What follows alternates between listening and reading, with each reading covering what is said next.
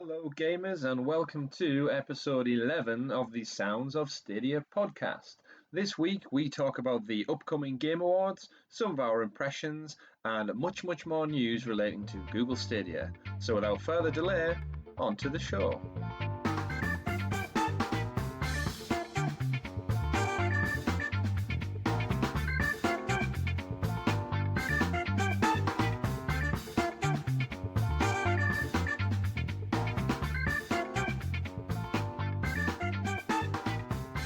Hello, gamers, and welcome to episode 11 of the Sounds of Stadia podcast. I'm joined by my usual co-hosts in the Stadia seats this week, Tom and Richie. Hello. Hello. Welcome to this week's show, lads. I hope your gaming has been good this week with plenty of Stadia action. We wanted to kick off this show by reminding you all about the exciting live stream we've got coming up this next Saturday. That's the 14th of December at 6 p.m. UK time. We should probably say 2019 as well, just in case anyone's listening in the future. You've missed your chance already. We'll be streaming across YouTube and Twitch on the Sounds of Stadia channels, so remember to follow us and subscribe so you don't miss out on the start times, or you can join us halfway through depending on your time zone around the world. We'll be posting updates all week to keep you in the loop with that, so just check us out over on Twitter and other social media platforms.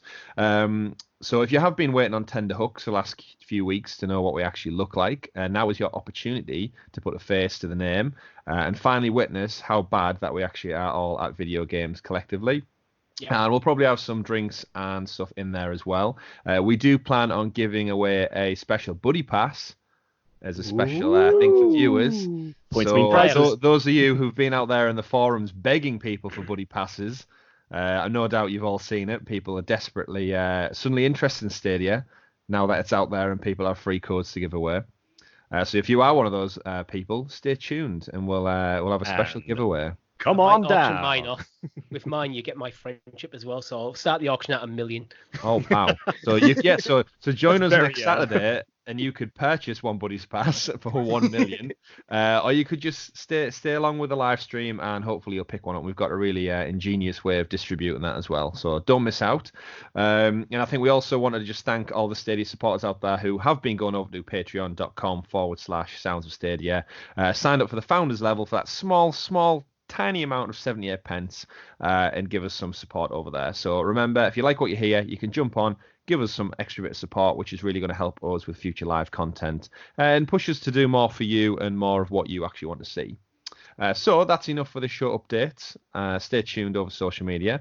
But for the beginning, let's start by jumping into the super sexy Special Stadia Stories segment, aka the news. Oh, nearly. We nearly had that one. Without ridiculously loud sound effect from last week. Yeah. So apologies for those of you who were deafened by that last week. Just thought I'd add a little bit of romance to that there, and I like subtle tones, you know. I feel well seduced. Hey. Oh, maybe you'll get a discount on that buddy pass then, Tom. If you maybe that's the plan. Second account. Let's go, babe. Work it down. Excellent. So we've got a little bit light on Stadia news as expected this week, but we've still got some juicy stories to jump into, and we've got a big topic of the show centered around the Game Awards. So stay tuned throughout the episode, and we'll get onto that topic as well. But I think to start off with, lads, we'll jump into. Always got to start the week off with something nice and positive. So the Farming Simulator edition that dropped on the free pro subscription games for December had a little bit of a mishap during the week. So those eagle-eyed viewers of the app out there will have noticed that your free pro games was not the promised platinum edition of the actual game. It was the standard edition. So those of you who enjoy farming out there and wanted those extra content add-ons that comes alongside with the Platinum Edition, I don't even know what the content was, but I'm sure it was an extra tractor for your garage, or maybe some extra corn distribution service, something along those lines. Who knows? But either way, they messed up on that on the free games, but they've since corrected it, and you can now get your Platinum Edition of Farming Simulator 2019 for free. Yeah, credit given to them that they sorted it out very quickly. Yeah. Bit of a mix-up.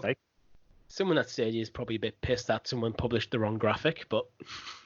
Hey. Yeah, it must. Yeah, I think out of the two ways it could have went, do we think that the mix-up was the initial graphic that went out on social media showing the Platinum Edition was simply the wrong cover, and they thought, oh, we'll see if we can release the base model and no one will notice, because no one on the internet notices anything as subtle as that. I think Or- it probably was just the graphic. I don't think it was anything untowards. Like someone put the wrong. It's probably meant to be the base model. Someone put the wrong graphic up and like, Yeah. oh, fuck, upgrade Yeah. everyone. I think that's probably the way it's gone as well. I think they've released the edition they always intended to, and whoever was in charge of the social media account for for the distribution of the advertisement opted to screenshot the wrong version. It's a shame we didn't get the Tomb Raider Definitive Edition for Shadow of the Tomb Raider. Yeah, that would have been been nice. a cool 55 quid save for a really decent game as well. But alas, it was a mishap, as we've been so accustomed to over the last couple of weeks. But once again, they've rectified it quickly, just like they did with the Tomb Raider issues as well. Anything else to add to that story, or is it quite put a cap on that? It's all done. I think that's it. Pretty straightforward. Has anyone jumped into Farming Simulator out of curiosity? No, I believe we might be holding on to that for I don't know, maybe a special event of some sort in future, but I won't say any more than that. Be, Tom? What, Who is that an knows? event in mid-December by any chance? Who knows? Saturday the 14th, perchance, where you can buy Richie's Love. 6 o'clock GMT. GMT. So yeah, we'll no doubt be streaming some Farmulator. Farmulator. That's a new word. Farmulator 2019. Sequel to the Terminator. That's Maybe actually that's the what you get edition for the that Platinum comes edition. out. Yeah, that's the edition that Farmulator. comes with it. You get the Farmulator 5000. It grows corn for your delightful needs.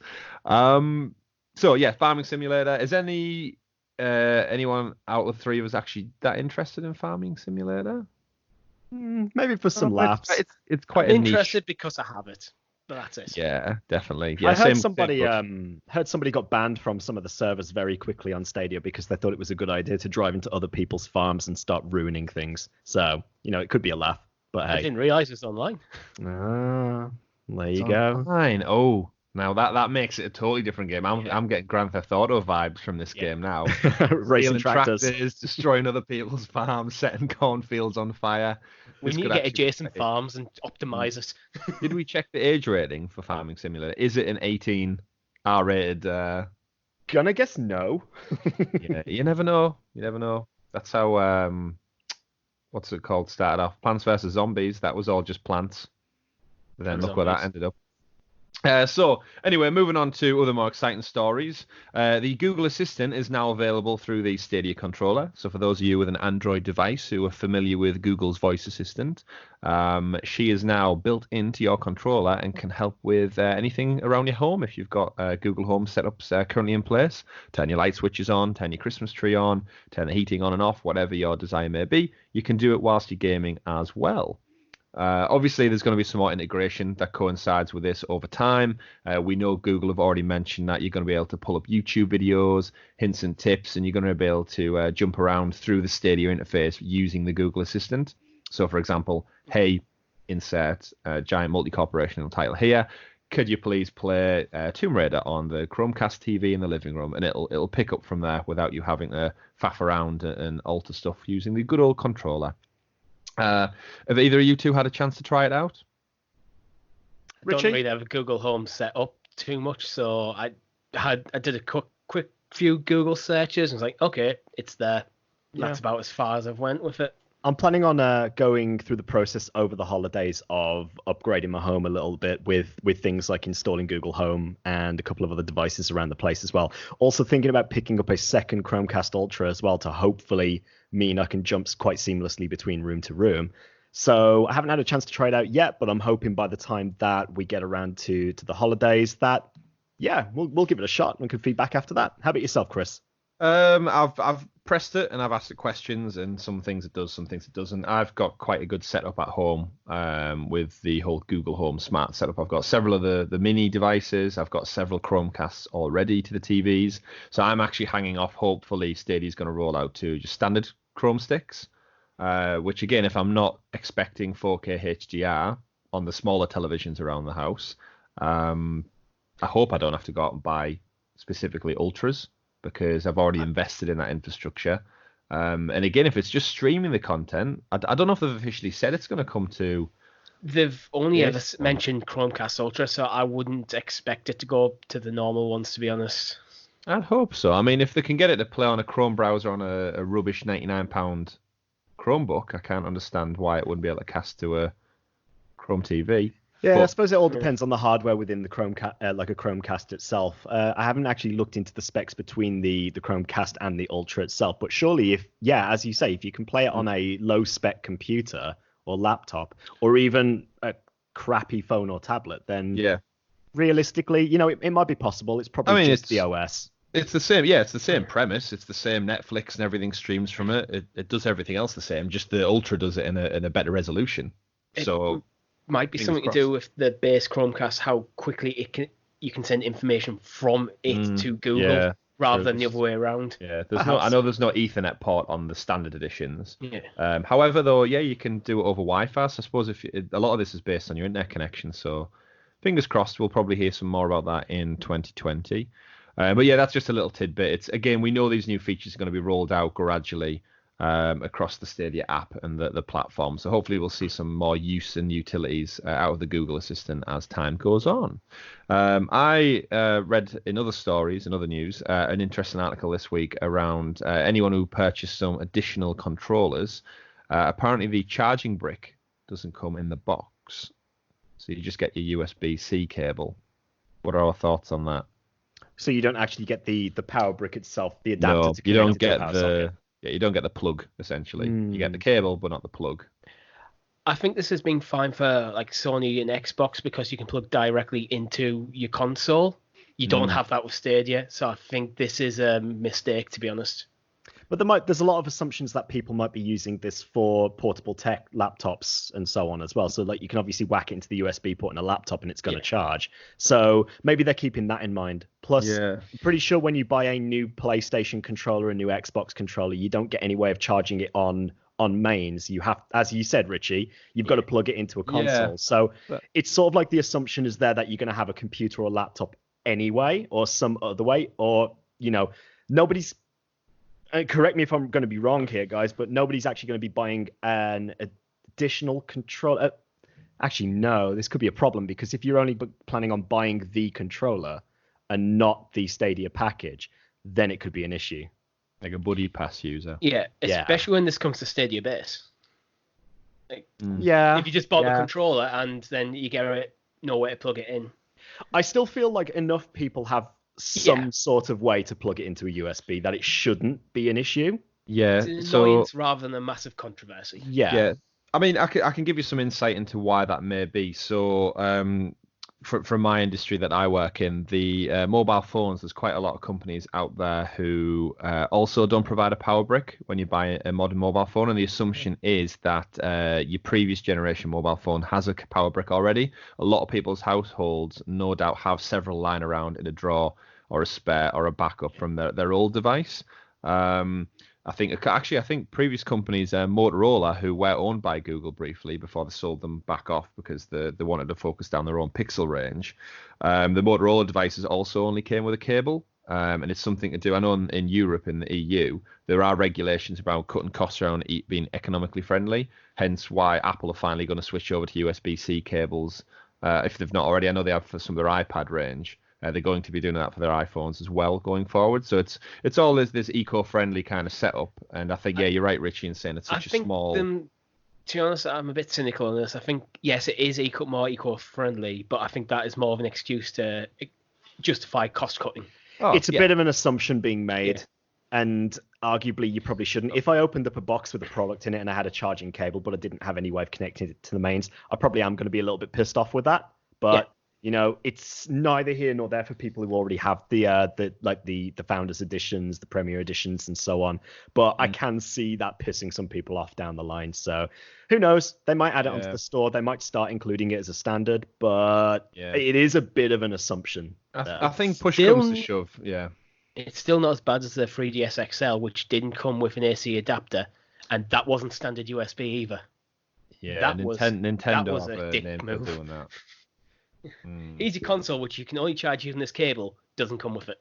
Nice. Yeah, the old pin adapters. Yeah. But thankfully, we're getting to a world where everything is being charged USB-C, and if you live in a household that doesn't have a USB port of some kind to charge it, whether it is on your smart TV or your laptop or another console, or you don't have a brick lying around, Stadia's probably not in your mindset, your mind's eye at the moment, if that's the kind of old out-of-date tech area that you're living in. But again, it's a problem for some people, I'm sure, but it's not really that big of a problem if we drill it down. So keeping on the bandwagon of updated news stories that came out this past week, a big one, to none of our surprise, was the Pro deals have left the Stadia storefront. Wow. And as predicted, I think we were all right. There was no Cyber Monday sale after all. Surprise, surprise, gents. Yeah. Surprise. Well done, Google. Well done. Yeah. So, Richie, you mentioned this before in the pre-show what we went into, and do you want to repeat what you mentioned about Pro deals? Yes. Well, part of the thing with the Stadia Pro subscription was meant to be deals on games out there. So when we got day one, there was deals there. Thought, great, there's our deals, and there was times on them. So my assumption was, okay, these will come and go, and they'll rotate around what you get. Then they came out later and said them deals were Black Friday deals, and now we have no deals, which is what they advertise as part of the subscription. Yeah. So in a nutshell, those of us who are now left with just the Pro subscription, which is everybody who is a founder, is currently getting no discount, even though there's supposed to be Pro discounts. Yeah. So the sale that was a Pro deals then became a Black Friday deal. And there's, as Richie said, there's now no deals. So the storefront is looking quite expensive at the moment across the board. I know things like we discussed before, again, Tom, before you joined. Metro Exodus, currently clocking in at £34.99. That is on Amazon for PlayStation 4 for $14.99. I do think the pricing is, and I'm going to choose my words carefully here. It's not competitive as compared to what I originally thought that the whole purpose of this model was going to be, was that it would be competitive to what there is on the marketplace. But what we are seeing at the moment is far from that. I think one of the problems they're doing is they're comparing their prices to the PlayStation Store and the Xbox Store, forgetting the price of physical media, which is often quite significantly cheaper. So yes, you can get these games elsewhere for a lot cheaper, which is why I think what was Metro Exodus on the PlayStation Store. And when I haven't checked the store. But when you're actually looking online and you're seeing almost like a physical copy of a game that's half of the price of a digital copy, it sort of makes you start to question like what is actually the benefit of this model, because surely if you don't own the physical copy of the game, then that's a problem. So it's something Google are going to have to address with this model moving forward, because I can see it really putting some people off. My biggest issue at the moment is I'm starved of stuff to play, and I'm desperately awaiting Borderlands to get a drop. I know it's coming in December. Where is it? I'm sure all three of us are on tender hooks to jump into Borderlands because we'll no doubt play it together. But it's actually a relatively new game that I've withheld from getting. I think Richie's the same, exclusively for Stadia. We're on the 8th of December as of the time of recording. There's not many days left, and surely they want to get it out before Christmas. So anyone who is sharing their buddy passes with friends and stuff, they can all jump on over the holidays and have some good gaming memories together. Yeah. I've just looked up the price for Metro Exodus and PlayStation, and it's surprisingly on the PlayStation Store, £54.99. I was going to say, whenever I've looked on the PlayStation Store, I haven't really been taken by a lot of the digital prices. They remind me of some of the high street store prices compared to if you look at places like Amazon online. Now, I know you can obviously pick up some really good deals in the sales, and PS Plus, Xbox Game Pass and things like that, they having Xbox Live, they do offer some decent discounts there. But for the most part, the digital stores for Sony does tend to lean towards that sort of original price. Yeah, I think part of this is with physical media, stores and shops and Amazon, they have to physically store the game somewhere. So when the next big game's coming out and they've got a load of old games stacked on the shelf, they'll cut the price to get it off there so they can get the warehouse space back. It's value on space, isn't it? That is the value of physical media versus digital. Mm-hmm. Yeah. So when it comes to digital, you've cut out that middleman. So the higher they keep the prices, the more profit margins you're taking at the end of the day. If Sony have that up there for $54.99, they're making an incremental profit on every sale of that on their digital front, as opposed to the $14.99 Amazon variant that no doubt isn't going to ship that many. And which Sony will still take their cut anyway. So speaking of Borderlands 3, once again, I've heard rumors through the internet, and again, you got to take it with a pinch of salt because it is only rumors, but people are throwing around the date range of between the 10th and the 14th at the moment for it. So it might be out this coming week from the time of recording. I mean, that would be in line with all the other releases we've been slowly drip fed since launch. It's been every other week we've had something new. And a certain live stream. Yep. I mean, that's definitely one. If Borderlands 3 is out by next weekend, we'll most certainly be playing some of that over farming simulator. What was that made up word I created earlier? Farmulating, was it? Farmulating. That cash milk in Farmulator. That's where you get it. Yeah, you have to farmulate the cow to get the cash milk. That can afford to pay. So then Farmulator fans out there, if Borderlands comes out, sorry. Apologies if you were looking for that, but we'll go for the AAA title. So, speaking of other deals and limiting storefront visibility, the Stadia community also came out with an announcement this week if those of you who've used the Stadia app, we mentioned it in last week's episode, you can go along to the community feed, and this is where we get some of the information from, I think it's Grace and Chris and other people at Google. They're the ones who tend to clarify most of these little niggles and questions we've had from the public. They came out with an announcement this week that they're going to limit their community updates to once a week. And to be fair, in their actual post, I think they did say that they wanted the news to be a bit more pertinent and actually relevant to what they're saying, and they don't want it to become anything to be kind of lost in the weeds of just irrelevant announcements. What do we think of that, you two? I actually prefer it.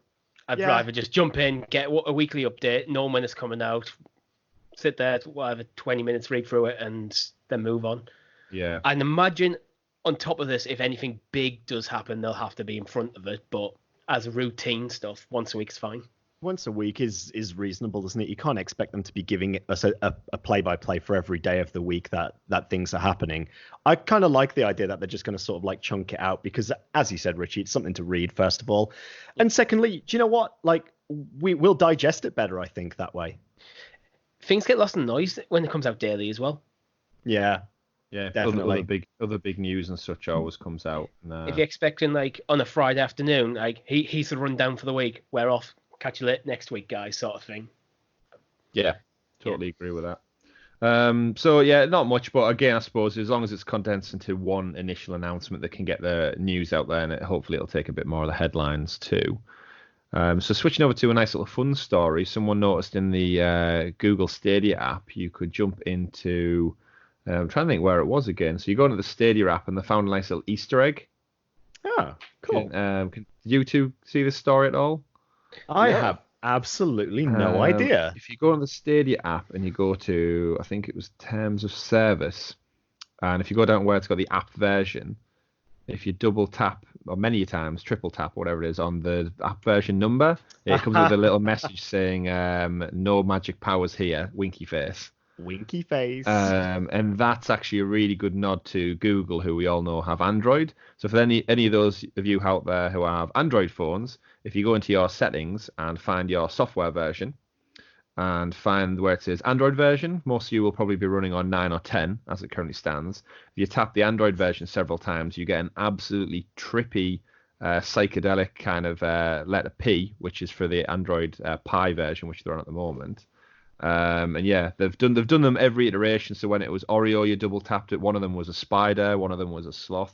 They do it for every iteration of Android, and I like how they've carried that over to Stadia in the slightest. But yeah, you get there. For you two looking on camera right now, that is trippy as fuck. There is the trippy Android version 9 number that my phone's currently running on.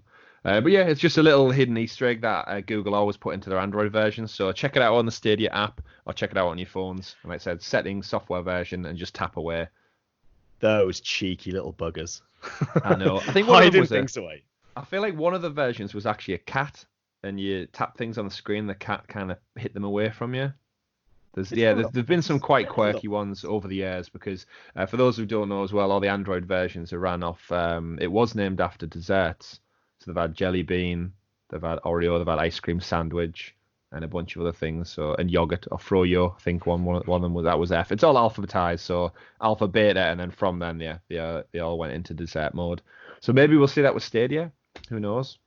Stadia Maybe. strawberries and cream for those British listeners out there. Eaten mess.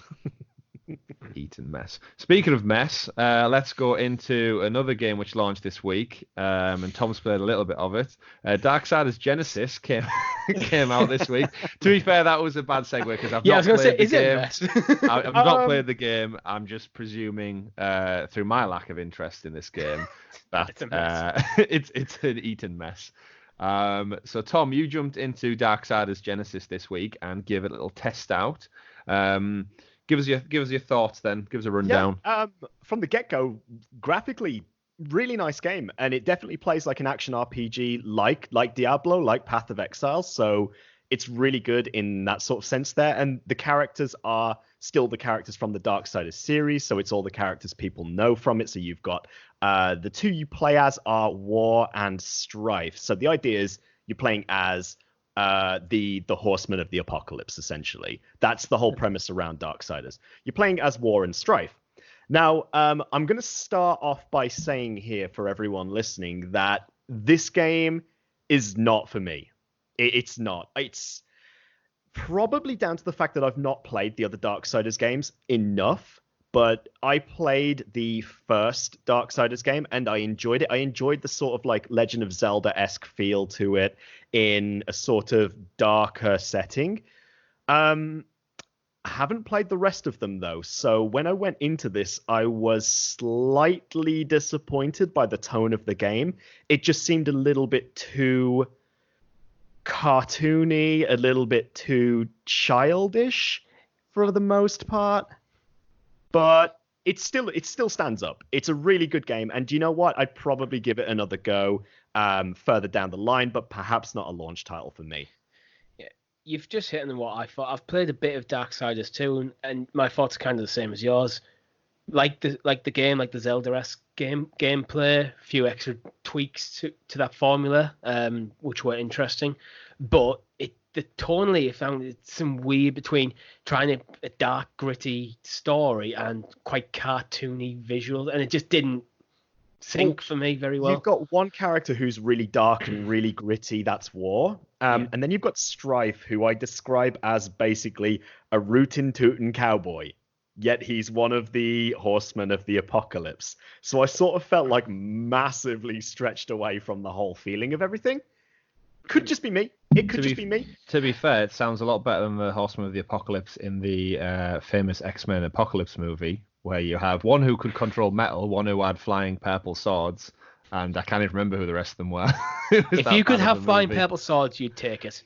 True, but yeah, so people of the Apocalypse, it's not really been done that well in those movies. No. Now, the one thing that was slightly disappointing with this, a little bit more so than my experience of the gameplay, was, unfortunately, for those of you being paying attention, there was a little bit of a mishap once again with the announcement of the release of it.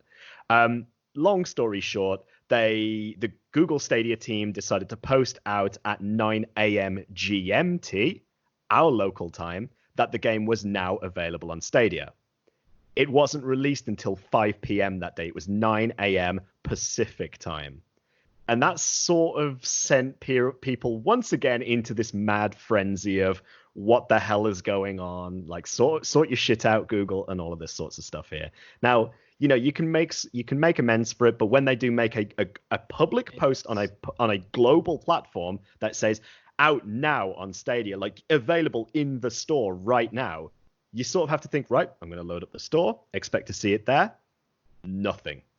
If this was a one-off, I think they could just go, yeah, we made a mistake, let's move on. But these little faux pas are just a constant theme at the moment with Stadia. I think it really does come down to this internal communication. I've been reading about some people's experiences online in terms of the customer service element of it. And I just want to put a caveat out there, first of all, to say that Google's team are really, really caring of the community. They really care about our experience of this. But it just seems that care is lost on internal communication. I'd That's what the imagine problem is. the community support guys are probably the people who are the most pissed off with Google at the moment, more so than everyone taking to the internet to voice their complaints. Yeah. They're the ones who are having to deal with it, and a lot of these are that Darksiders release. That's a basic thing. Get your time right. So Yeah. quick shout outs to Chris and Grace over at Google, especially on the community team, because you guys are doing everything you can to try and keep us informed, and we know it must be a struggle for you for what it is that's going on behind the scenes there. But we do appreciate the news you are giving us and the fact that you are trying your best to keep us informed. But somebody somewhere really does need to tidy up these lines internally, because it's such a shame that there are these little niggling mishaps, because it just looks unprofessional, and we want to knock it out. We want to knock it out quick. Yeah. It's classic customer care, customer services is always doing the good graft and the hard work in terms of keeping everything on the front looking okay and good. I will say a definite shout out to the fact Genesis is spelt correctly on Darksiders Genesis as well, because we also have Terminator messed that spelling up. Just don't do it. Just if you're going to do it, make a good game or movie. Don't try and change the way words are spelt. Especially you Americans listen out there. Colour has a aluminum. Aluminum. Anyway, that's for a different subject on a different day. Final news topic of the week we had. I can't remember which of the two you dropped this in the doc, but we got some interesting facts came out of some people doing a deep dive on the Google Stadia store. I think they looked at a bit of the coding and such behind the scenes. Which of the two you dropped this in? That was me. Basically, it's when you go into the Google Store on the Chrome browser, because that's the thing you can do now. When you go into the different filters, like Best of Stadia, they come in the URL. There's a number next to it. So a couple of people tried a lot of different numbers and came up with an interesting list of things like filters that probably are coming, might not, but at least Google are prepping for them. And we're talking things like top selling, editor's choice, new add-ons, early access, popular on YouTube, demos, early access. They're the sort of things we're asking. Most gifted. But yeah, so these are things that are probably coming. The interesting ones for me are things like demos, which I think we've discussed in the past. But don't you early access. Don't you sort of feel that we almost do get demos anyway, only we have to pay for them, but you can claim an early refund on? True. Just saying.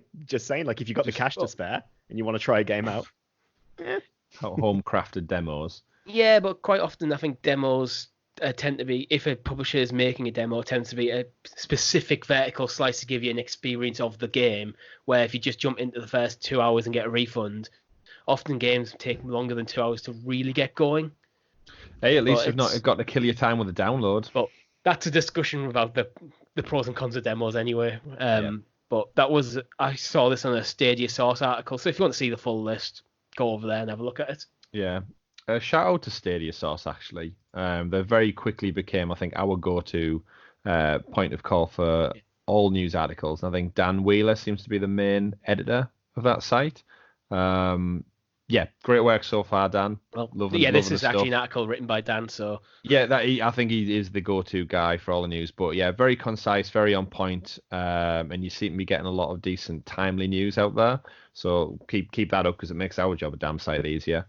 See how that works, Google. Communication between people who don't even know each other, and we can somehow get the story to the point.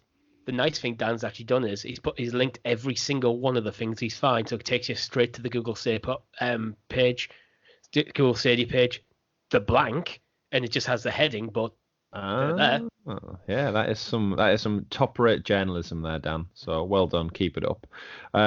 So speaking of journalism and good things to segue into, we have an interesting event coming up, which Stadia will probably be quite light on the front with. The 2019 Game Awards, hosted by Jeff Keighley, where everyone from the industry will be gathering. It's next week, I believe, but it's a time unfair for us Brits.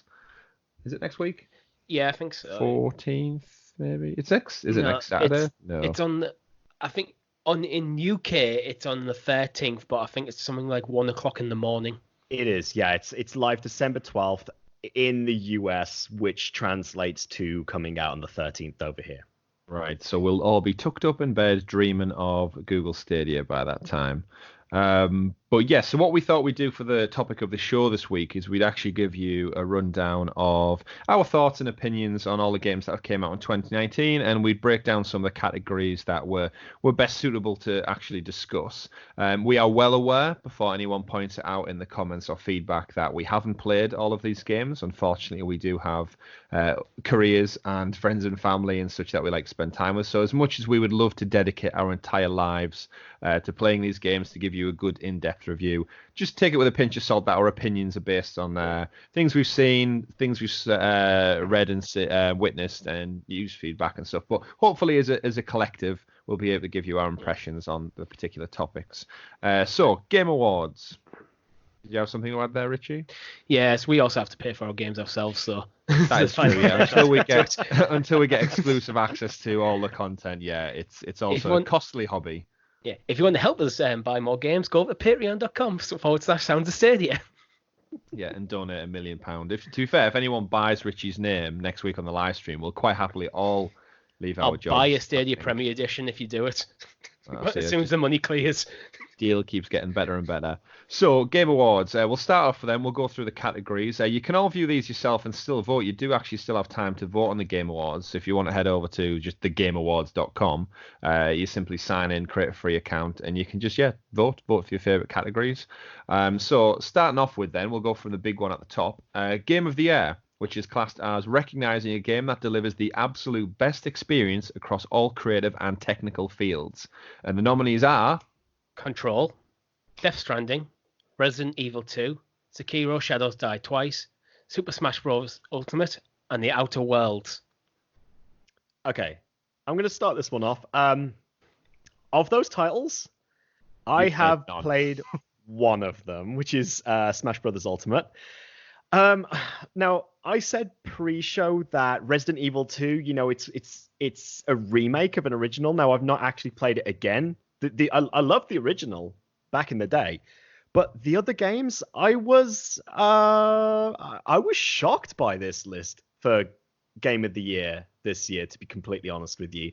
What are your thoughts, gents? Chris? I mean, it's been a quiet year. I think anyone can who looks back over previous years. I was going to say prior to this, then I just repeated myself twice. Yeah, it's been a lot busier in recent times than it has this year, and I think this list is quite telling of the games industry this time round. Personally, I've played Control. I was really hyped for Death Stranding, kind of all the way right up until pretty much launch, and then I don't know whether the trailers they were dropping or the confusion around it. And then once the reviews dropped, I just kind of lost all my interest in the last waning weeks leading into it. Resident Evil 2, we've discussed on previous podcasts. Myself and Richie and some other friends played through that again back on Halloween. Sekiro is another one that's kind of on my radar, but probably until it comes to Stadia, I won't be jumping into that one. I've played a little bit of Smash, but I am notoriously rubbish at fighting games. It's true. He played Smash on mine. He was terrible. Yeah, I just can't. I totally appreciate what it does, though. Like the catalogue and appreciation for the whole games industry is definitely on show in Smash.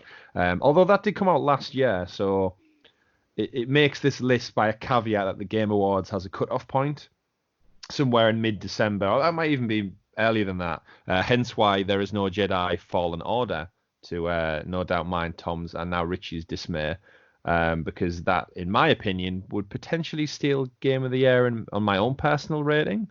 And Outer Worlds, I've only just started a little bit using Xbox Game Pass, so I've not delved enough into that to give a detailed opinion. But out of those lists, my personal choice is Control. I platinumed that back in August, I think, when it came out. Amazing game. There's some fantastic elements to that if anyone's ever played Matrix Reloaded, any kind of Uncharted game, it kind of melds all those together with a really trippy Men in Black Area 51 vibe. And yeah, I really enjoy my time with it. I'm looking forward to the season pass when that finally drops, because I have already pre-ordered it. And out of those, without playing the others, my money is on Control. And it didn't get the recognition it deserved, by the way. It did not chart in any of the top sales, which is a shame, because I think Remedy makes some really good single-player content. Control for me was one of them. It looked really cool, but kind of just came and went. I don't think it got enough of a marketing push, to be honest, compared to, for example, Death Stranding, which was all marketing push without any actual substance to the marketing. Yeah, and this is why I was never interesting. hyped for it, because you'd see like a trailer and it's like, but I don't actually know what I've seen. I don't know what this game is, and that was right up to launch. And then there's nothing really that I've seen since launch apart from people gushing over it that gets me interested. People go, "Oh my god, it's an amazing game," but seem to struggle to explain what it is. Yeah, I've seen it's an Amazon delivery game. Yeah. So what do you think then, Richie? What's your prediction for Game of the Year from that list? Well, I've only actually played Resident Evil 2 and Smash, so I reckon it's going to be Death Stranding, to be honest. It does. It feels like a bit of an influencer darling, to be honest. Yeah. I feel like it could have been. Now, going through that list myself, I feel I've got this really awful feeling about that list for Game of the Year there.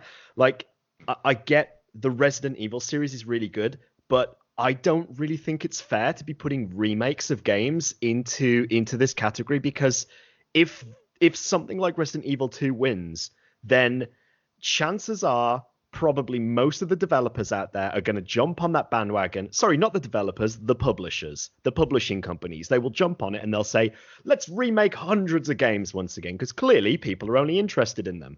And then we're going to end up with a really stale industry. So as much as I have respect for the Resident Evil series, I don't want it to win, because I'm concerned it's going to set a bad premise for the future. Yeah, I see where you're coming from. I've felt a remaster shouldn't get in there, but if it's a ground up remake, I'm okay with it being there. But I do actually now agree with your concerns. I just never had thought that far in front of us. I think Death Stranding has a good chance because Kojima kind of comes with that legacy baggage that it's amazing. It's more from an artistic standpoint. It gets all the praise and the crazy storytelling. I really wish it'd be Control, because it was received quite well on reviews. But again, just it didn't get in enough people's hands. But the people who vote for this, I think the public vote actually only goes to about 10% of the overall scoring, whereas the rest of it is from industry-wide critics and reviewers. And whether it suddenly becomes a political vote for the gaming industry, where they suddenly jump to good Kojima's support with this. My personal preference, based on very limited experience with these games, is, even though I haven't played it, I am a huge fan of the Soulsborne series by From Software. So I'd put my money with Sekiro, Shadows Die Twice. But again, I think Sekiro is in a choice, but I can't overlook Death Stranding. Outer Worlds is probably where I've even mentioned, but when I've heard people talk about it, it's a really good game. It reminds them a lot of Fallout New Vegas, not a bad thing, but also feels like it could have just been Fallout New Vegas. It needs lacking a little bit of a modern twist to it. It's not got anything different enough to make it stand out, which is why I think the likes of Death Stranding would do so well, because it's its own genre, according to Kojima. It is just something that's different enough, and in a quiet year, I think it does stand out. I mean, if this dropped last year with Red Dead Redemption and God of War, and Spider-Man, I think it's what was that last year? Or was God of War the year before? It was God of War versus what was it? It was Red Dead Redemption. And God of War pretty much scooped up all the big awards. Yeah. Spider-Man did come out last year, didn't it? It did. Yeah, 2018. And that didn't win that was probably it's that third game, which is unfortunately it doesn't quite live up to it. But I think if either of those three came out this year, they'd probably mop up every single one. So if we take a note, my money's on just to score them. Let's see. My personal one is Control, but I really think Death Stranding's got it. Put me down for Death Stranding, Richie. We can revisit this list next week. Yeah, I gotta say, those of you listening, do let us know. Get in touch with us. Let us know your thoughts on Game of the Year as well before Wednesday next week, because obviously it's going to be approaching very quickly. But overall, my general opinion of that list, it feels weak, and that's quite sad. But do you think Smash Brothers should be in it, Tom? Do I think Smash Brothers should be there? Bear in mind, it came out in 2018. Yeah, no. I don't see, especially when you've had in 2018 though, because they have a cut-off. So if it comes out in December 2018, then it's classed for the Game Awards as a 2019 game, which is why Jedi Fallen Order isn't there. But this is the problem with like recency effect as well. That Smash Bros came out that long ago. Is it kind of just it's a has been? It's not a new game anymore. And when it comes to reviewing and critiquing it, does it stand up anywhere near the rest of them? I mean, Resident Evil 2 that came out way back in February.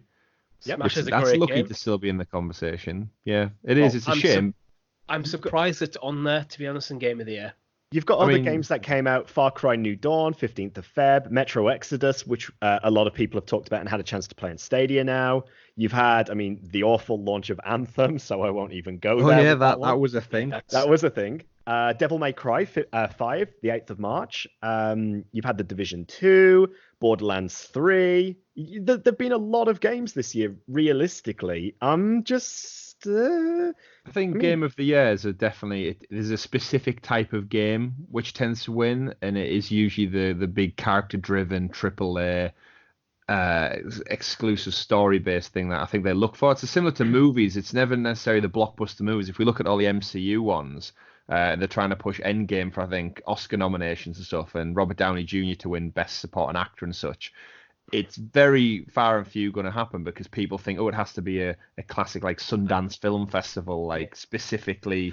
Okay, I think that's unfair on the Game Awards, to be honest. No, I think on that the note, Oscars is more political. I think what you said at the start was that with them big games is they tend to show off a lot of different aspects of gaming, which is why I think they tend to go to the forefront of the conversation. Yeah. Okay, so where the hell is my Untitled Goose Game? It's later, don't worry. It's untitled. They can't put it in if it doesn't have a name. It's got a couple of mentions. It's got the best antagonist out there. Yeah. Geese are scary. Should we move on so we can get Untitled Goose Game? All right, action game then. Let's go. So yes, action game for the best in the action genre, focused primarily on combat. The nominations are Apex Legends, Astral Chain, Call of Duty Modern Warfare, Devil May Cry 5, Gears 5, and Metro Exodus. So I'll start this off by saying none of these games actually even came in my radar. Not interested in any of them. So I don't really have anything to say about them. I've played Apex this year when that came out back in March as well. Surprised that's not actually in the Game of the Year for a new title that kind of took the kind of games industry by storm because it just dropped over the weekend, and it was just everybody was talking about it. Once again, made by Respawn, who've done the fantastic Jedi Fallen Order and Titanfall, which is your current game if you're a PlayStation guy for the free ones this month. Astral Chain I saw a little bit of. Don't think it's in the running at all compared to these behemoths that come out. My money, reality is Gears 5 is kind of came and went. I feel like it didn't get any of the excitement that it should have had as one of Xbox's kind of big go-to exclusive titles. I think releasing it on Game Pass kind of undercut it a little bit with the marketing. It doesn't feel like such a big launch in a prestigious game when everybody gets it for free for £1 or $1 a month. It's not your big exclusive tentpole title. Metro, not had a chance to play it, but it looked intriguing, but I've not played the previous three. So my money is on Call of Duty Modern Warfare because, once again, it is the best-selling game of the year. Graphically, it looks fantastic. A lot of people agree it's the best controlling shooter. And, yeah, Call of Duty's got it for me. What about you, Tom? Yeah, I'm going to echo that as well. I feel like it's just cemented in there. And once again, I'm going to say it pisses me off that it is because, once again, it is a remake. And it's... No, it isn't. I thought it was a remake of the Xbox 360 version. No, it's brand new. Oh. It's just the name they've rebooted. I reuse the title. So they've rebooted. That's always a smart decision. Okay, I stand corrected. I'll eat my hat. I apologize to everyone listening out there. No, okay, the Call of Duty games have always stood up then. So, yeah, I'd say out of that list right there. Apex, I really enjoyed Apex. I don't like the whole sort of battle royale type games, though, because I feel like you could join an online game and you can like literally spend most of your time spawning into a game, getting killed, and then spending more time queuing for a game than actually playing it. It's a very beautiful game, and it can be quite intense when you actually get into it as an action title. But again, I think it's going to get trumped very heavily by Modern Warfare. Very heavily. As for Gears 5, based on what you said before, Chris, my concern about it in particular is that it's come very late in this console life cycle. And I think because of the distance in time between 4 and 5, that the hype has just gone for it, pretty much. My decision is largely just based on, well, how much hype, how much buzz I've heard about games. And I've heard a lot of mention of Call of Duty. Apex, I think, is, for me, going to come in. I don't think it's far away as you, Tom, but I think it's going to be second. I haven't really heard much buzz about any of the others. They've just kind of come and gone. Yeah, I think, general sure. Are we all agreed then, Call of Duty?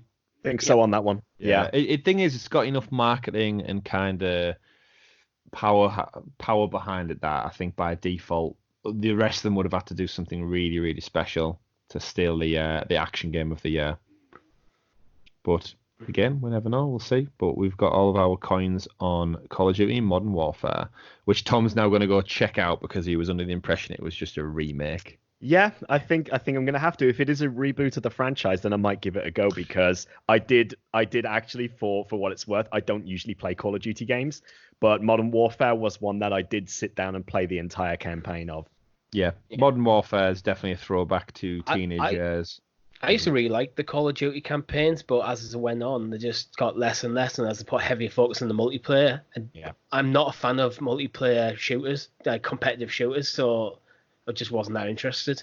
Yeah, same. I fell out of love with them just because the story started getting a bit repetitive, and I think Ghosts was not well received, and that kind of killed it for me. But I did buy them every year up until that point, and I have played the remake of Modern Warfare that came out before the reboot of Modern Warfare that's just came out.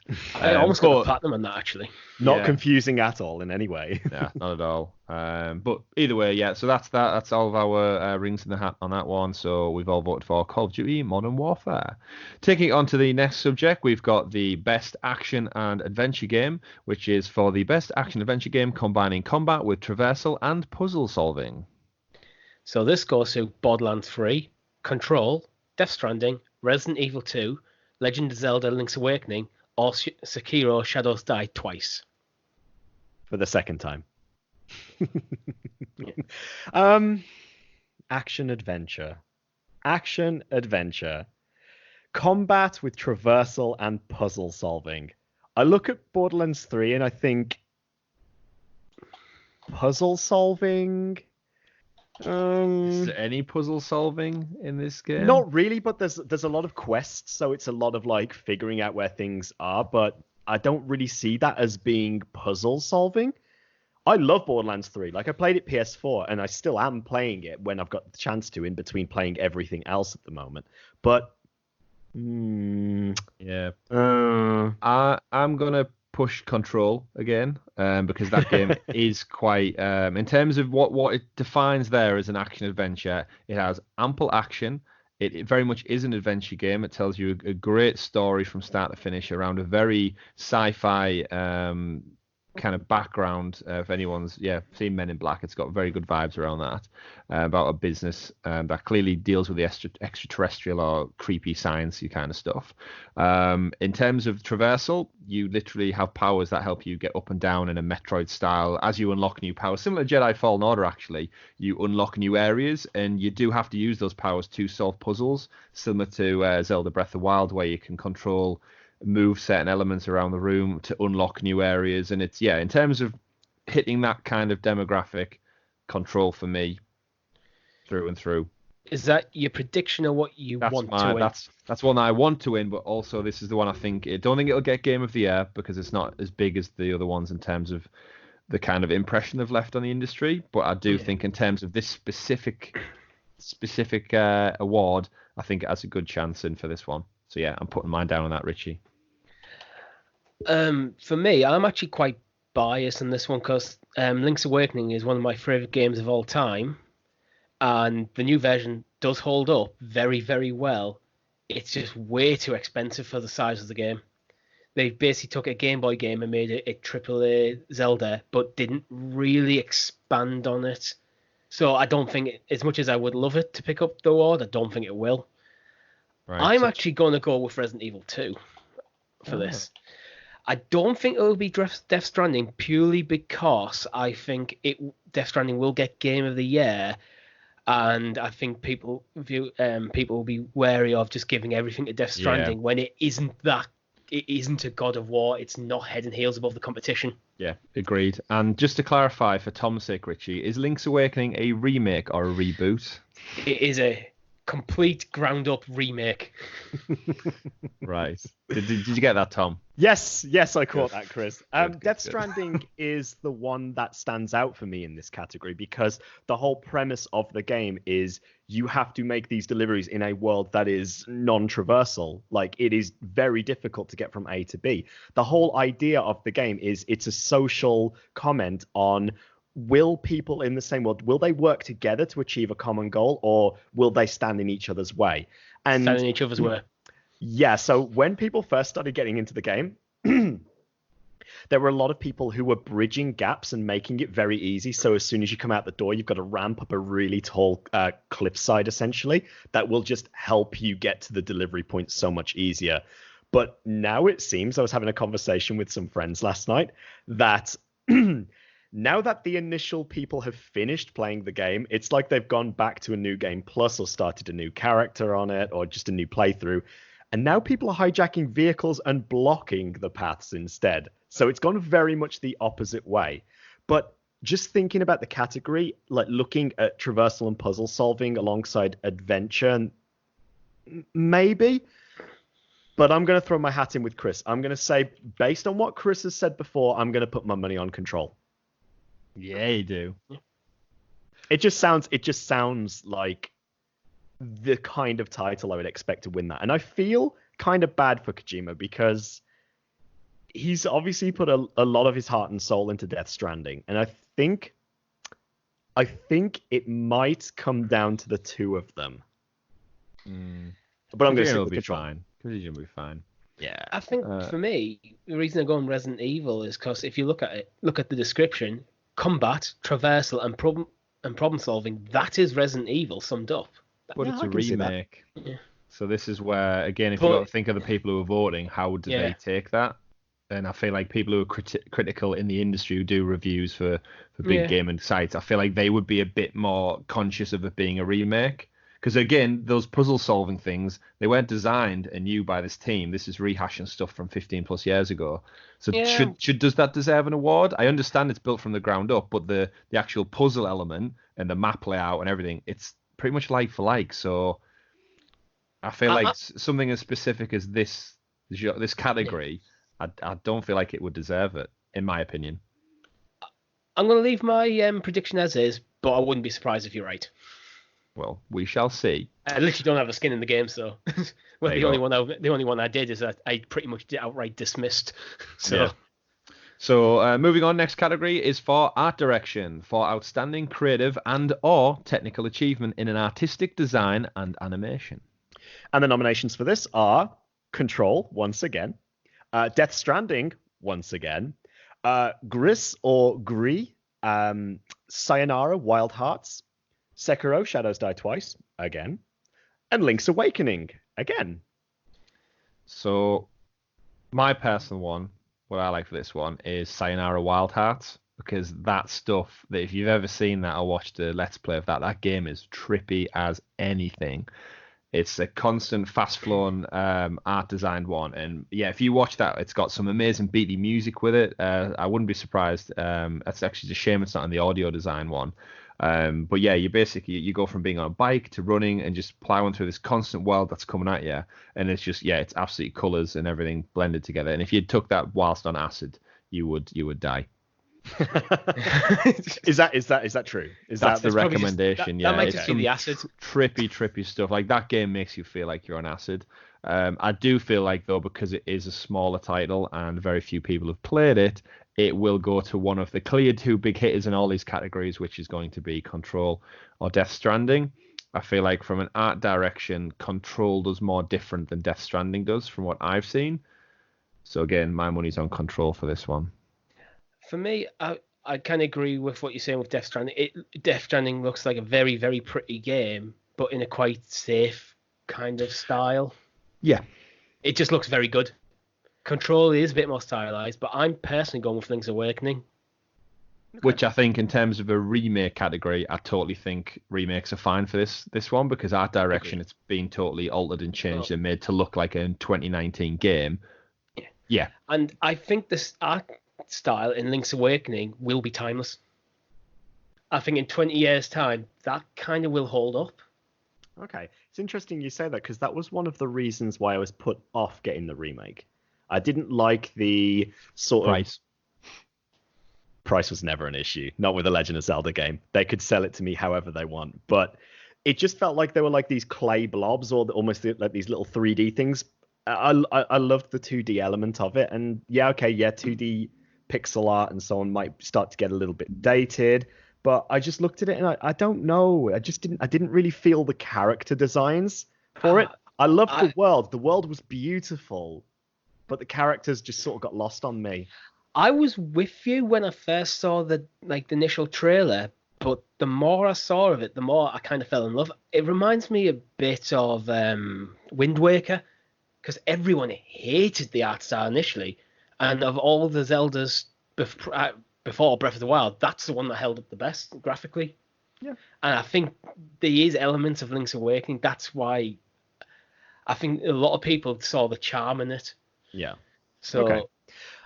As for myself, I'm putting my money on a smaller title. I'm putting my money on Gris or Gris, depending on how it is meant to be pronounced. Please do let me know, because I'm probably completely botching it. But looking at the art direction for it, I think this is stunning. It looks so pastel-y, so abstract. You mentioned with Sayonara Wild Hearts that it was very trippy and very fast-paced, but this game to me is very calming. It's very relaxing. It takes me back to Journey. It makes me think of games like Flower and so on as well, where it just seems it's two-dimensional, but it's very watercolory and very pastel-y, and it just looks, from an artistic perspective, it just looks beautiful to me. So I'm putting my money in there because it just looks like a really, really nice, clean yet relaxing and just visually overall stunning game. So I'm gonna go with that there. Interesting. We're split on this one. That's... Yeah. To be fair, you're right. Yeah, I think that, Tom, that one definitely does look really, really deep. It's that artist that when you mentioned Flower there, it made me think, oh yeah, you're right. Flower and Journey, that stylized art that you could just kind of get lost in the game. And I know they're not very long, in terms of playthrough time, but yeah, I think I'd agree with you on that one. But my money's on Sayonara Wild Hearts. So next category is game direction, awarded for outstanding creative vision and innovative in game direction and design. So the nominees will be up for these. Yeah, the nominees for this. I think we'll be quick with this one. We've already Control, discussed them. Death Stranding, Resident Evil, Sekiro, and Outer Wilds. Outer Wilds. Is this Outer Wilds? Outer Worlds. I've actually made a typo on the doc. It'll be Worlds, won't it? Outer Worlds. Probably. Game direction. Creative vision. On this one, I'm going to give it to Kojima. He always has this fucked up way of dealing with things, and I think it is innovative. It's maybe not as innovative as gamers want in terms of what they're actually looking for from the playstyles, but I'm gonna go with Death Stranding. You can have it. You can have it, Kojima. Control. I'm putting Control's great. I'm going with I'm with Tom on this one. I think Kojima will take this because he's done something very different. As you though. As a AAA title to take, quite risky. It's just Metal Gear Solid. With some packages and ladders to carry around. A quick point of clarity: it's Outer Wilds for game direction, not Outer Worlds. Oh, wow, okay. I'm still saying Control. I'm sticking with Death Stranding, but I just want to. Yeah. So next up, games of impact, I should say, for a thought-provoking game with a pro-social meaning or message. And the nominees here are Concrete Genie, Gris or Gris, again, just go with it, Kind Words, Life is Strange 2, and Sea of Solitude. I've platinum Concrete Genie. I haven't played Life is Strange 2 yet, but I did play 1 and I've heard really good things about it. But as with anything episodic, I was waiting until it all comes out because I don't want to wait. I'm too impatient. My money for this one is on Concrete Genie. It's got a lot of thought-provoking stuff around bullying and antisocial activity, and it all comes together in a lovely story with a fantastic art style as well. So in terms of games for impact, my vote is for Concrete Genie. Well, I did play Life is Strange 2. I played about 2 episodes, but I did make the mistake of not waiting for it all to come out. So I kind of decided, right, I'm going to take a break now and then jump back in once all the episodes are out. But I'm going with Gree on this one. It's one of them. I haven't, apart from Life is Strange, I haven't really played or looked into the others much, but I keep hearing Gree's name come up in this sort of thought-provoking games of impact sort of way. So I think there's a lot of people in the industry who have a lot of time for Gree. And I will, again, divide the vote on this one. I'm going to go with Kind Words. It's a really interesting way. It's sort of like quite nice in this world how we don't communicate with others as much. We're also stuck into our own little worlds and focusing on what matters to us, that we don't do anything nice for strangers and things anymore. And Kind Words is a game that revolves around that idea of writing and speaking very nicely to like compliment strangers and things like that. And I just think that message in this world at the moment is quite important. It's not a very big game, but the reviews for it do really stand out as being extremely positive. And I think the social aspect behind that, to me, it's got quite a strong meaning. So I'm going to go with that. Interesting. Can we clarify what the Grease game is called? Because I think it's Grease, spelled Gris. Richie, you just said it was called what? Gree? I think it's And a Tom? silent S. You said it was I think it's Gree as well as Richie saying it, not Gris or Grease. Grease. I would say silent S, Gree. I just think that sounds the best of the three. Yeah, It's like the French pronunciation for the word grey, Gree. Yeah. Well, they're wrong. Yeah. Same with it How spelled with English an of E, you. not an A. The French are wrong. So yeah, speaking of the French, we'll move on to the next category, which is independent game. For outstanding creative and technical achievement in a game made outside of the traditional publisher. We have several games I've not heard of. So the nominees are Baba Is You, Disco Elysium, Katana Zero, Outer Wilds, and Untitled Goose Game. Can we just all agree it's Untitled Goose It's Game? Untitled Goose Game. It's Untitled Goose Game. Yeah. Honk honk. Untitled Goose Game gets all of our votes. It's all about that rake in the lake. You got to get that rake in the lake.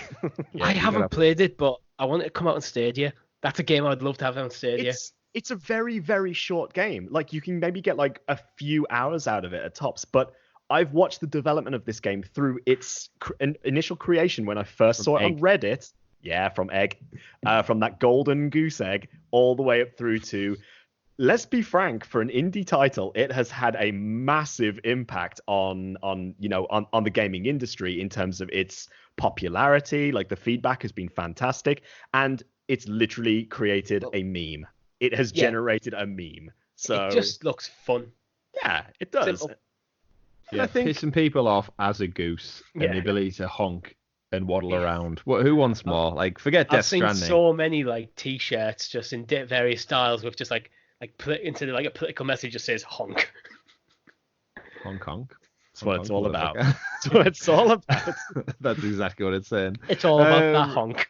It is. So, moving on, multiplayer game for outstanding online multiplayer gameplay and design, including co-op and massive multiplayer experiences, irrespective of the game genre or platform. And the nominees here are Apex Legends, Borderlands 3, Call of Duty Modern Warfare, Tetris 99, and Division 2. Now, I want Tetris to win because I love Tetris 99, but it's Apex. Apex has got this one. You think? I do. Apex has quietly been going very strongly. It's a bit off our radar, Chris, because we don't tend to play Battle Royale games, but there is a massive following for it. Yeah. I'm definitely with Richie on this. Look at the success of Fortnite. Apex has doubled that success as well, albeit it's not spoken so much publicly. But Respawn, once again, they hit the absolute, like, right on the head there. It's just, it is a diamond mine. It's not even a gold mine. It's a diamond mine, that market at the moment. I would say it is a very, very close split between Apex and Modern Warfare, but I'm going to put my money on Apex. I haven't heard much about Modern Warfare's online, though. That's the thing. I'm going to stick with the classic answer and go with Modern Warfare. I want to deviate from the two of your answers. Okay. Just to, if this is the difference between us, who comes out with the most points, I want to be different. Call of Duty Modern Warfare. All right. Although I'd like Tetris to do it, just to throw the big all the millions that Activision and EA throw at it, and out comes Tetris from 1980. It just wipes the floor with them. Which you can literally get for free if you have a Nintendo online subscription. And can I just point out with Tetris, I finally got my first win. Hey, congratulations! 99 games, many hundreds of games. I finally got my win. Congratulations! Master before we know it. So. Speaking of playing things continuously, Richie, best ongoing game is the next category, awarded to a game for outstanding development of ongoing content that evolves the player experience over time. And the nominees are Apex Legends, Destiny 2, Final Fantasy XIV, Fortnite, and Rainbow Six Siege. I'm going to take the lead on this one. This is an extremely biased opinion on it because I play Final Fantasy XIV. But the latest expansion pack came out for it, which was Shadowbringers over summer, and it has made that game so good. I cannot speak for anything other than, like, Square Enix have absolutely smashed it out the park with this latest expansion. Don't often see a lot of MMOs fall into this here, but my money is on this because I feel that Apex, they've added a new map, they've added a couple of new characters. I don't think that has been enough. Destiny 2, what more can I say? I mean, they've just added extra things. We've tried playing it on Stadia and we are just lost. So whether that's just a personal experience, I don't know. And out of principle, I don't want to vote Fortnite. I'm going to be honest. To all those people out there, yes, I am a hater. I'm not voting Fortnite. That's just how it is. Rainbow Six Siege, neither here nor there. So for me, it is the MMO. It's Final Fantasy XIV. I think for ongoing support, I think Rainbow Six Siege undoubtedly has had the best to date, just because of how Ubisoft, they're on like the 5th year of supporting this game. This is probably the oldest on the list. And again, Ubisoft have many other things to focus on, so for them to keep supporting, that's fantastic. But unlike you, Tom, I am going to vote for Fortnite because, let's be honest, their season passes, their drops, and the way they change that ever-evolving world. This title is awarded to a game for outstanding development continually evolves. I don't think the others do that much to change the game, whereas Fortnite literally rips up their entire base map, rejigs it, and restarts it, and everyone pays attention to that. So Fortnite has my vote. And mine. I was on the fence. I could have went 3 ways on this. I don't think Apex would get it because I think they're going to get the multiplayer with them being a new game this year. I don't think you can really put them in an ongoing game category. I think you have to have at least 1 year in. I don't think it's in the spirit of the category to have Apex there. Destiny 2, Tom said everything I would like to say on it. But Chris has said everything I'd agree with Rainbow Six Siege. But I think it's the fact that Fortnite did that big stunt earlier in the year where they turned off the game for a couple of days and wiped the map clean. Yep, and that is a brave decision. They did a brave decision. I think they'll get it. I do give credit to them for that, but I still don't know. It's in terms of, other than changing the world, nothing has really changed with Fortnite.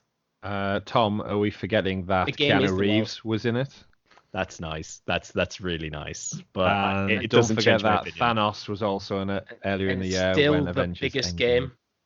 It's still the biggest game in the world. Yeah, I get the point. And it's an ongoing game category, so we'll see who's laughing when the results. I like your point on Final Fantasy XIV. I really do, but I think it's Fortnite. That's fine. It's fine. Yeah. It's fine. I hold no grudges. Until you lose. All right, next category, Chris. Don't lose that race, Tom.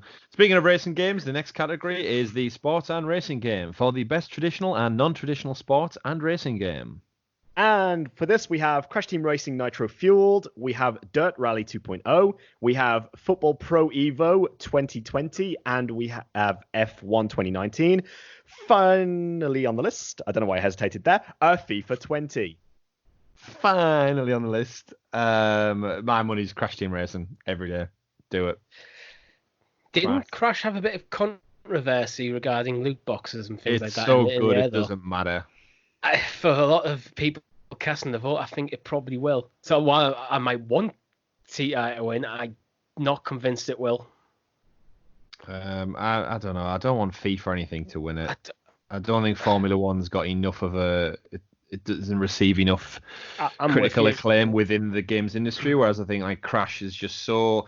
I'm trying to think of the age brackets of a lot of the people who will be voting. These reviewers who work at sites probably grew up with Crash Bandicoot, and I think it's got a lot of a nostalgia pull to kind of these annualized ones like Pro Evo and FIFA and Formula One and such. I think it's got that enough that makes it different, and there is no Mario Kart in it this year. I think it'll pip it. I am with you because, to be honest, I never hear any talk of Pro Evo at all, full stop. And FIFA usually comes up with every year with a bunch of controversy, and tends to be half broken. They have to tweak things, and they'll put more interest in the Ultimate Team rather than completely disregard career modes, which is where FIFA started. But I think it's personally, although it's not a category I'm very invested in, I think it is a bit of a weaker category. I'm going with CTR. Do you remember back in the day? Yeah, I know. You don't need to ask, really. Do you remember back in the day, did you guys used to play Pro Evo Soccer at all? Yeah, back in the day. I was FIFA. Oh, it's a shame because back in the day with Pro Evo, they didn't have the license to actually use the real players' names, so they'd still have the players. They not. So I think they got one or two. They've always had these just strange player names, which just don't really make any sense. They've got like Ryan Greggs they had in there once. Yeah, they didn't have the licensing, which is why I veered more towards FIFA. Yeah. This season alone, they've paid for exclusive rights to use Juventus, where Cristiano Ronaldo is. So actually, for the first time in a long time, in FIFA, Juventus isn't actually labelled as Juventus. It's down as whatever their original local name was before they went big time. So I think the licensing is a big thing in a sports game, though. Yeah. I think that's why FIFA has traditionally been more successful. It's because of the amount of money they actually have to pay out for it. If you think about how expensive the industry is anyway for marketing rights, that's what it is. For sports and racing, I'm with you guys. It's got to be Crash Team Racing. It has just kept me going with this. And it's just been an absolute blast the entire way through. It's delightful.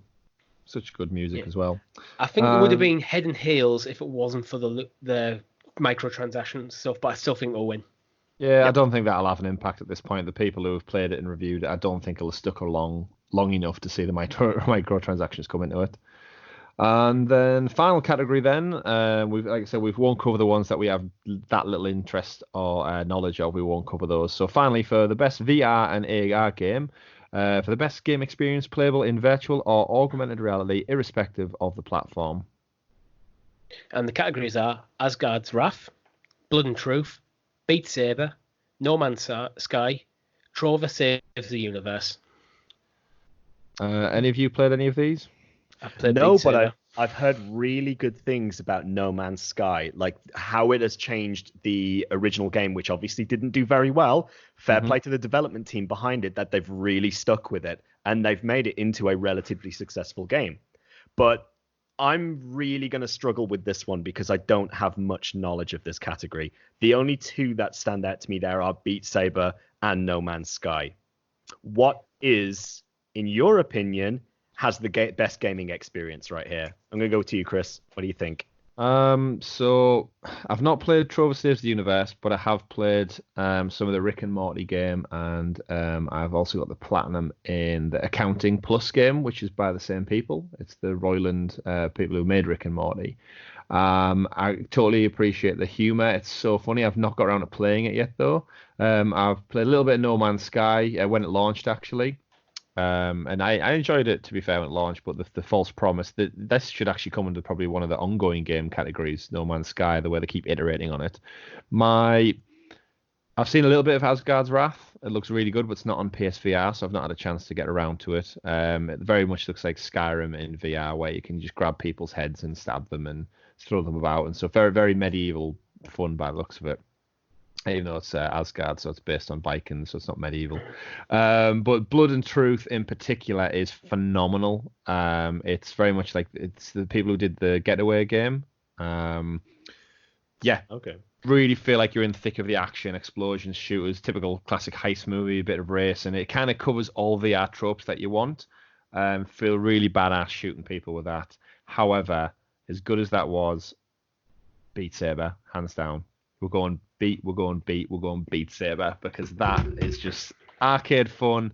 It's what VR's designed for. Music, swinging your arms about, feeling like an absolute Jedi on a dance mat. That's all you need. And yeah, Beat Saber has my vote, hands down.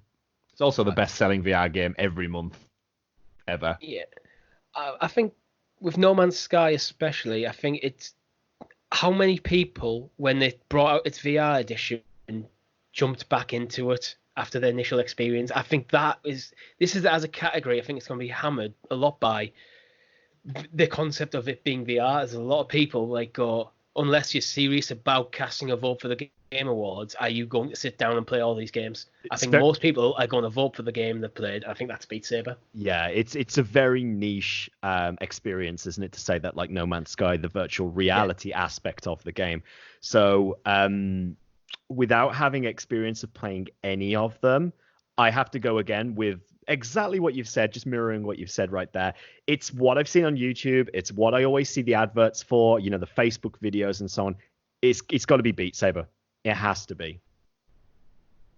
Yeah, I think Beat Saber is so good at just basically promoting VR in general.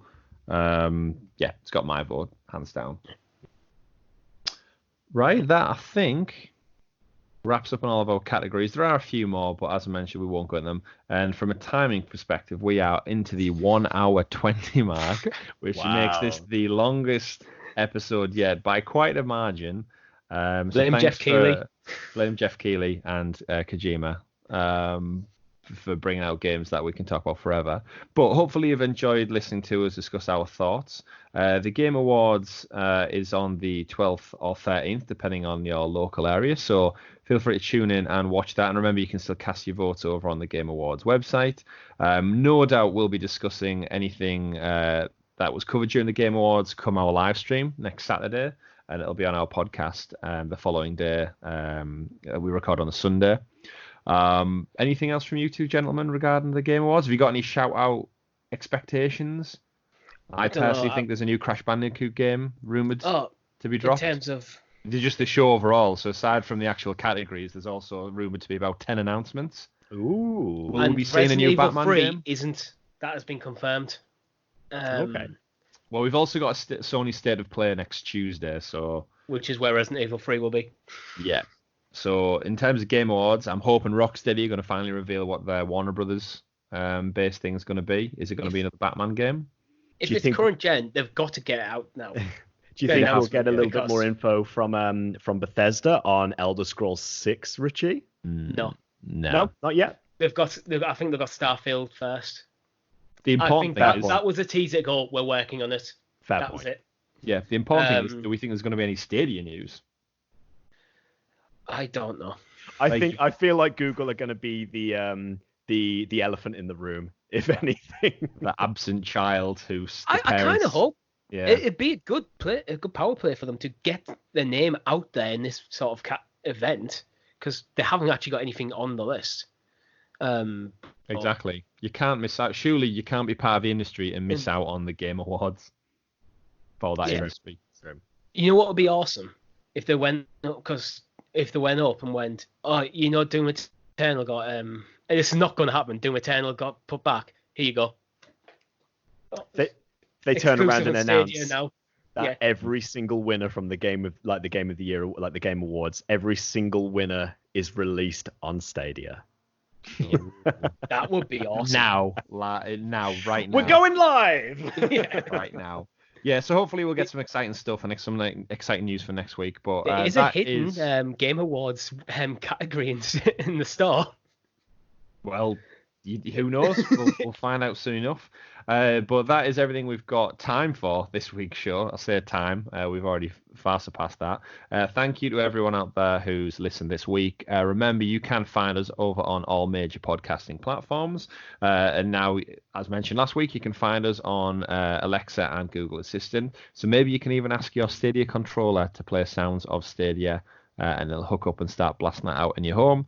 Hopefully, you'll join us next week when we'll have our first ever live stream. So don't forget to jump over to YouTube and twitch.tv/Sounds of Stadia. Subscribe, follow, and tune in so you don't miss out on the time that all kicks off.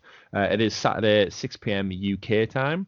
That is 1 o'clock Eastern Seaboard time and 10 a.m. Pacific. So yeah, find your time, get it in your calendar, jump on over and help support us, or just watch us make a mess of our first live stream and see how well we do. Because remember, we're going to be farming corn, so hopefully you'll join us on that Farmulator 5,000. Unless we get Borderlands. Send us that cash milk. But other than that, I hope you all have a great gaming week. You enjoy the State of Play, you enjoy the Game Awards, and you'll join us on Saturday. So that's goodbye from me. It's goodbye from me. And goodbye from me. Thank you. We've been Sound of Stadia. Thanks for listening. Goodbye. Bye. Bye.